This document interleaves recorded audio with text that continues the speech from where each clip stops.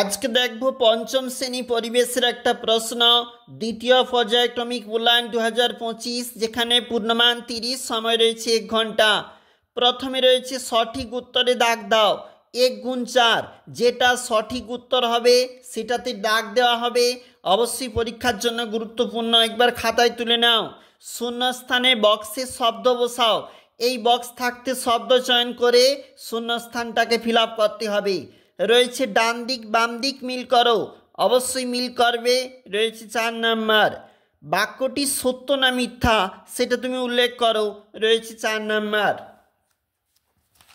এটা পরবর্তী পেজ, সেখানে উত্তর লেখা রয়েছে। একটি শব্দ বা বাক্য লেখো, লিখবে সংক্ষিপ্ত উত্তরধর্মী প্রশ্ন 2 নাম্বার করে। 5টা প্রশ্ন, যেখানে তোমাকে কিন্তু উত্তর লিখতে হবে। তোমার এখানে রয়েছে প্রশ্নগুলোর নাম এবং তার উত্তর একজন লিখেছে, অবশ্যই রয়েছে।